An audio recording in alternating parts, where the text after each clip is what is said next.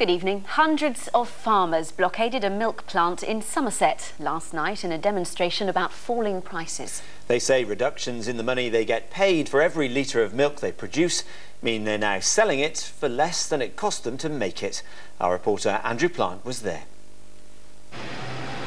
The rumble of a mobile, angry farmers' army, using the tools of their trade as a rolling roadblock. This, they said, a last resort before they start to simply pour their milk away. They've cut the milk price. Now, up to date, it'll be up to 4p a litre off a litre of milk for the farmer. Just to put that in perspective, that's going to knock off, for a 1 million litre producer, so probably the average family farm would knock off £40,000.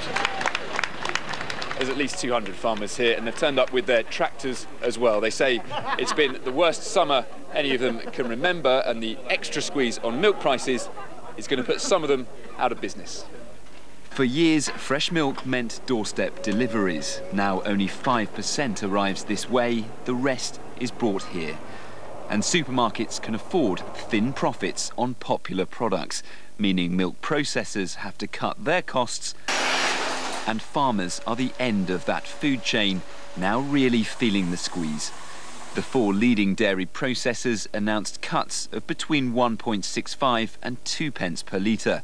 They say they have no choice because tumbling cream prices have hit their profits too. You work all day and all night, and if you're not doing it for any money, although you do it for the love of it, if you're not making any money and you're making a loss, there's no way you're going to be able to carry on. Some have criticised the government, saying if alcohol can have a minimum price, then why not milk? Well, the government can't set prices. We have to be absolutely clear about that. I challenged the industry over a year ago to work together to produce a voluntary code. I'm sorry they haven't done it now. It has taken too long. That is why I have got involved in the last few weeks. The truth is, from consumers to shops to processors to producers, everyone is looking for ways to save. Some here say if they face going bankrupt, they'll simply let their milk go sour before they sell it for a loss. Andrew Plant, BBC Points West in Somerset. And there's been some political fallout from these demonstrations last night too. The Conservative MP for Bridgwater, Ian Littlegranger, has slammed his own government's handling of the situation and has questioned whether the Minister in charge of Agriculture, Jim Pace, is up to the job. Well, he joins us now. Welcome. This is pretty damning for your own government. What should they be doing? Well, I think there's 3 things. First of all, they must intervene. You made the point that if alcohol can have minimum pricing, so can milk. Of course it can. The second, time and time again, we've heard farmers must get together. And we know that is not going to happen. It can't happen. And thirdly, we've got to put pressure on the supermarkets, and that can only come from government, to see where they're going wrong. If Jim Pace is the wrong man for the job, then who is the right person for the job? Well, somebody who's going to grip it. I mean, Jim is a farmer.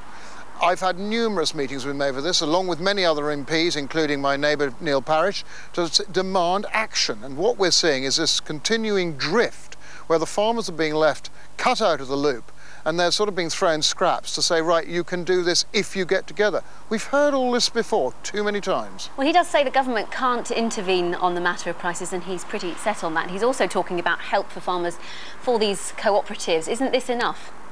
No.